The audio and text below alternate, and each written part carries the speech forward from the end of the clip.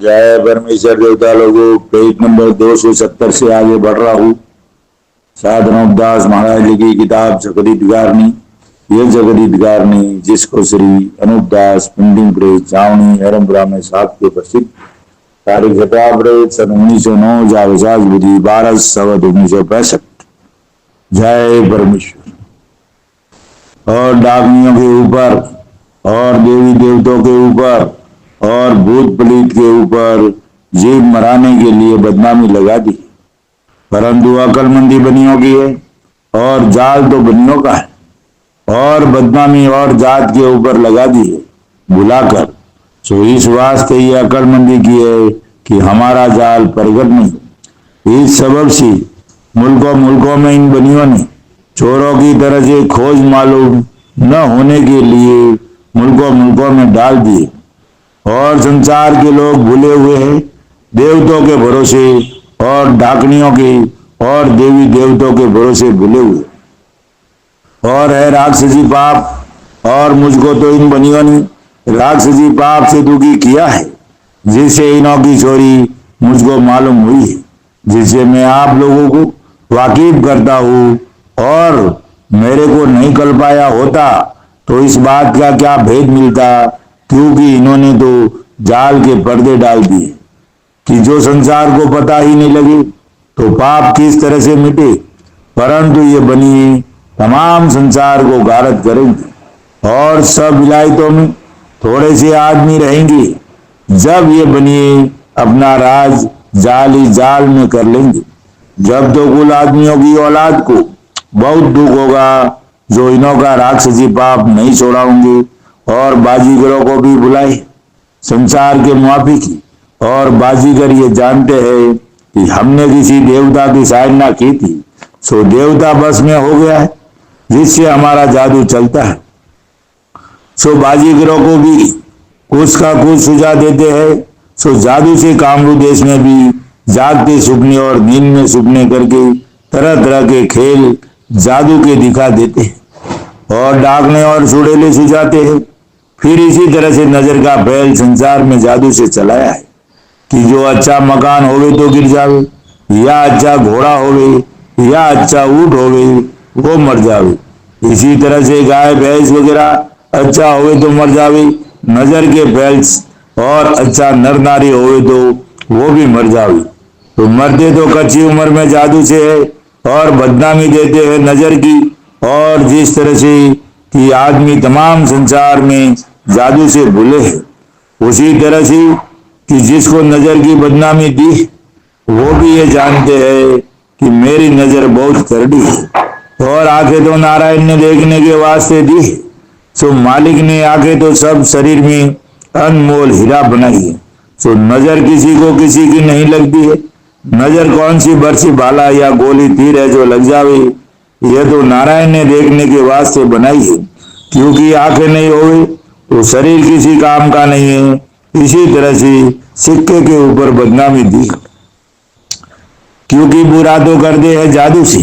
इसी तरह से किसी को यह बात लगा दी है कि आज सुबह को फलाने आदमी का मुंह देखा था, तो सारा दिन दुख पाया है।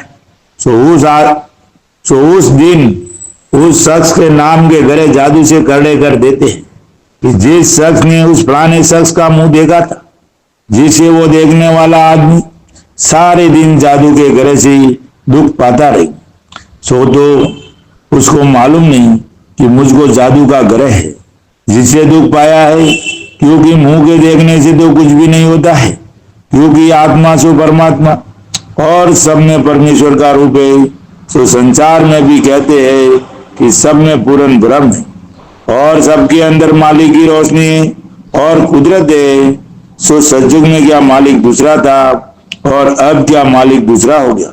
मालिक तो वो का वही है। सो सतयुग में तो एक एक को देख के जीते थे, और एक एक पर बहुत हेत रखते थे। सो लगाए झाड़ वनस्पति से और अनबोलों से और लगाए आदमियों से ऐसा संप और हेत था कि सब में परमेश्वर ही था। परंतु जब से इन बनियों बेईमानों ने ऐसा राक्षसी पाप चलाया है कि जो सबकी बुद्धि भ्रष्ट करके कुछ का कुछ संसार में वहम चला दिया, कि जिसकी कुछ गिनती भी नहीं है। अगर कुछ गिनती में आवे तो लिखूं, सो वहमों का तो संसार में पार नहीं, और संसार के नाम का पाप करा के कुछ का कुछ बुरा कर देते, और संसार में नुकसान पाप से करा देते, जिससे वहमों को सच्चा जानने लगते। सो जिस दिन से राक्षसी पाप चलाया है, उस दिन से वहम करके और कुछ का कुछ सुझा के और संसार के नाम का पाप करा के बुरा कर देते हैं। इससे संसार में वहम चला है। सो सब संसार गुप्ती पाप को छुड़ाऊंगे जब सबको आराम मिलेगा कि जैसा सतयुग में था वैसा ही हो जावे। जबकि पाप को छोड़ा दूंगी जब पीछे सजग हो जाएगा और सदा सजग ही रहेगा। और तुम जो ये कर्जक कर्जक कहते हो, सो कल्लू काल कोई चीज नहीं है। ये तो बनियों ने राक्षसी पाप चलाया है, सो रावण हिरणाकुंज के माफिक पाप चलाया है, सो इसका नाम बनियों ने कल्लू काल रख दिया है। सो जिस तरह से कि रावण ने संसार के नाम का पाप करा के सबकी बुद्धि भ्रष्ट कर दी थी, उसी तरह से इन बनियों ने भी सकवे राज करने की वजह से सबकी बुद्धि भ्रष्ट कर दी। सो इस कल्लू काल के पाप को सब मिलके जोड़ाऊंगी तो सदा सजगी है। अगर पाप को फिर कभी नहीं चलने दूंगी और पूरा पूरा बंदोबस्त सब विलायतों में रखूंगी तो सब संसार में सुख रहेगा। सो ये जाल कदीमी से बनियों का ही है और हिंदुस्तान में से ही चला है। सो हिंदू मुसलमानों ने इन बनियों के शामिल ही जन्म पाया है और एक ही टापू के रहने वाले हैं। तो सब संसार के लोग भी कहते हैं कि एक मुल्क वाले शख्सों के हित इरादा बहुत होता है कि जो आपस में लाज शर्म रखते हैं और गैर के पास अपनी लाज शर्म को नहीं जाने देते हैं। सो एक मुल्क के रहने वाले एक एक की शर्म संसार में सदा रखते आए, परंतु इन बनिए बेईमानों ने अपने मतलब के वास्ते क्या जाल किया है कि जो कदीमी पाप है उसको अपने पास रखते और उस कदीमी पाप में से थोड़ा सा हिंदू मुसलमानों को छल करके और सिखा के रावण हिरणाकंस कंस कारून वगैरह को छल के अंदर डाल के गारत कराया और बुलाया कि तुम चारकूट में राज करना। सो राज का करना तो किधर को गया, बल्कि अपनी अपनी औलादों को जाल ही जाल में मरा दी। परंतु ये बनिए शामिल ही के शामिल रही और उन्होंने अपने जाल की इन बनियों ने जरा भी खबर नहीं पड़ने दी। हालांकि उन्होंने इन बनियों के शामिल ही जन्म पाया था, परंतु जाल ही जाल में हिंदुस्तान के लोगों को गारत कर दिया। उसी तरह से अब ये बनी दूसरी विलायतों में मिलने लगे हैं। सो आप लोगों को और अंग्रेजों को और रूम सुम को और दूसरी विलायतों को रावण हिरणाकंस वगैरह की तरह से सल करके सकवे राज करने के लिए ये बनिए आप लोगों को सल के अंदर डालेंगे कि जिस तरह से हिंदुस्तान के लोगों को जाल में डाल के गारत कर दिया है उसी तरह से आप लोगों को बहका बहका के और कदीमी पाप में से थोड़ा थोड़ा सिखा के और कुल विलायतों में राज करने के वास्ते तुमको भी बहका के थोड़ा बहुत पाप सिखा देंगे।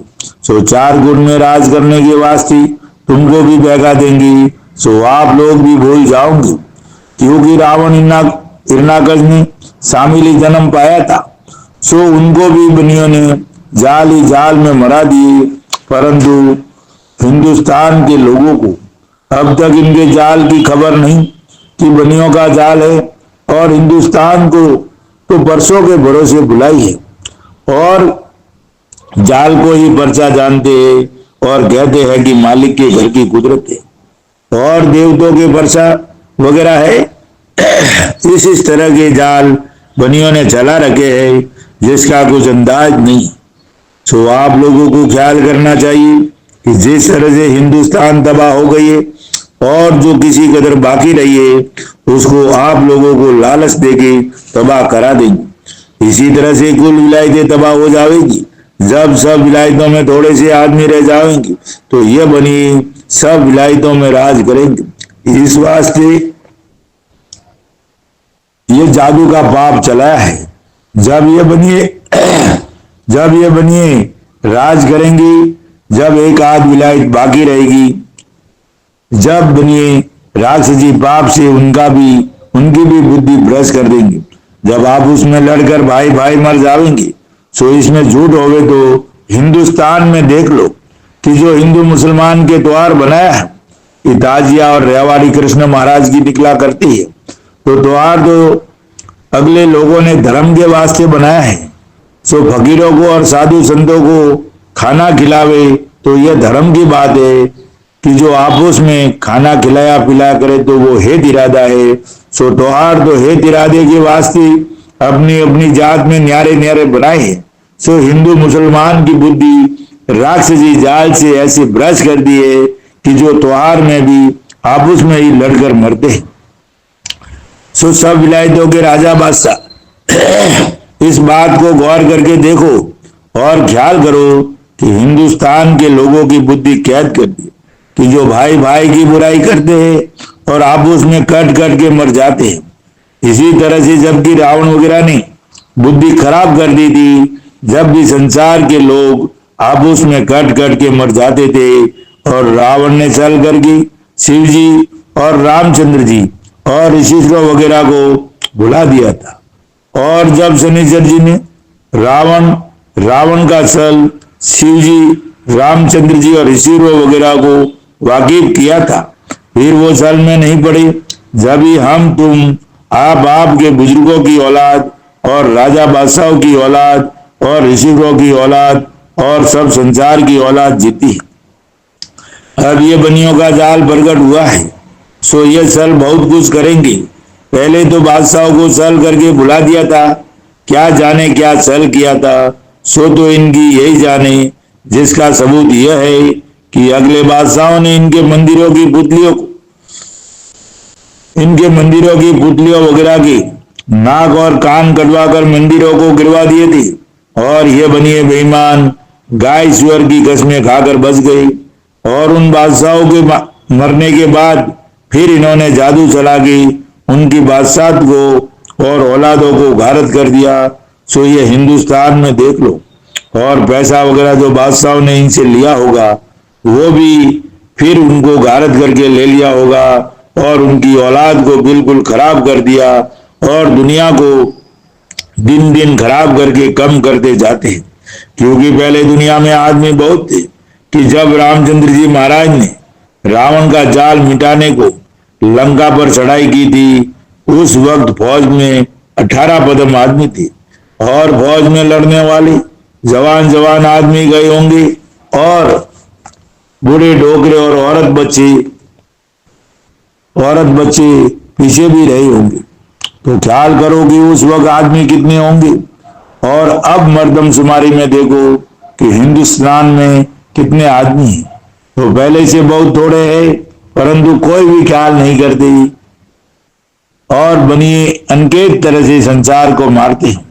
और गुरु नानक ने अपनी पोथियों में ऐसा लिखा है कि इन काफरों का एतबार कभी नहीं करना चाहिए, चाहे ये इस कदर कसमें क्यों न खावे कि जैसे कोई आदमी भरे हुए घी के कुप्पे में हाथ घुसेड़ देवे और फिर उस हाथ को निकाल के तिलों में घुसेड़े तो घी के भरे हुए हाथ में बेशुमार तिल लग जावे। इस कदर कसमें खावे तब भी काफरों का एतबार न करना चाहिए। इसी तरह से कृष्ण जी महाराज के वक्त में संसार कंस राजा और हिरणाकंस और कारुण वगैरह के सल में नहीं पड़ा, क्योंकि शनिचर जी, कृष्ण जी महाराज और नरसिंह जी महाराज और गुरु नानक जी महाराज ने वाकिफ कर दिया था। इस वास्ते सल में नहीं पड़े। इससे अपने अपने बुजुर्गों की औलाद बची। अगर सब संसार राक्षसों के सल में पड़ जाता तो घारत कर देते। इसी तरह से जो मेरे जीते जी बनिए अपना जाल छोड़ देवे तो बनिए भी उबर जावे, क्योंकि जैसे तुम संसार माई बाप की तरह से हो उसी तरह से बनियों को भी अपना माई बाप जानता हूं। परंतु ये बेईमान तुमको सल करके भुला देंगे क्योंकि तुम लोगों को इनके जाल की खबर नहीं। और मेरे को तो इन बनियों ने सम्मामुख कल्पाया है, जैसे कि रावण ने शनिचर को कल्पाया था। इस वास्ते मुझको इनके जाल की मालूम। अगर इनको जाल छोड़ना हो तो तुम लोगों से सल क्यों करे। परंतु ये तुमको छल करके भुला देंगी और बाद तुम्हारे मरने के तुम्हारी औलाद को गारत करेंगे। मेरे को ये बहुत फिक्र है, क्योंकि मैं भी अकेला नहीं हूं, मेरी भी जात बिरादरी है कि जिस कदर सागर की वो दे, मैं भी कोई अकेला नहीं हूं, क्योंकि हमारी तुम्हारी सबकी औलाद जादू से डूबती है। इससे लिखता हूं कि इनका छल है और इसी वास्ते ये छल चलाया है कि सब विलायतों को गारत करके ये कुलंकी राज करेंगी। जो तुमको अपनी अपनी औलाद प्यारी है, तो तुम अंग्रेज और हिंदू मुसलमान इनके छल में मत पड़ना, नहीं तो मुल्कों में पैसा नहीं रहने देंगी और औलादों को दुखी करके गारत कर देंगी। और जो ये मेरे जीते जी जाल छोड़ देवी, तो ये भी उगड़ जावी और जाल भी मिट जावी। और बार बार कहता हूं कि हरगिज हरगिज इनके छल में मत पड़ना कि हमारी तुम्हारी जात और औलाद कायम रही, चाहे ये कितना ही छल करे, परंतु जाल को छोड़ाना जो सुख प्राप्त हो। जय परमेश्वर देवता लोगों, जय परमेश्वर। हिंदू मुसलमान अंग्रेज भाइयों सी साध अनुपदास महाराज की हाथ जोड़ के अर्ज है कि जो ये दुनिया में बुरा हो रहा है, आपदा विपदा घटना दुर्घटना जो भी दुनिया में बुरा हो रहा है, वो हिंदुस्तान के सौदागर बनी लंका के ढेड़ों के राक्षसी पाप से हो रहा है। भाइयों, ये कल्लुकाल नहीं, ये कल्लुकाल एक किस्म का पाप है। आज दुनिया बोलती है कि जो कुछ बुरा होता है तो कलयुग की वजह से होता है, लेकिन कलयुग है क्या? कलयुग का मालिक कौन है? कलयुग को चलाने वाला कौन है? और कलयुग है क्या? कलयुग एक राक्षसी पाप का नाम है, जिसका असली नाम है कल्लुकाल। इसको हिंदुस्तान के सौदागर बनिए चला रही, और इन हिंदुस्तान के सौदागर बनियों ने रावण को मरवाया, कंस को मरवाया, कारून को मरवाया। यानी जो भी आज पाप की वजह से बदनामी लेके मरे हैं, उसके जिम्मेदार हिंदुस्तान के सौदागर बनी है। हिंदुस्तान में मक्का वालों को सबसे पहले हिंदुस्तान ने बनियों को लाई, अंग्रेजों को भी हिंदुस्तान में बनिए लाए। ये किताब जगदीत कारनी इसका प्रूफ है।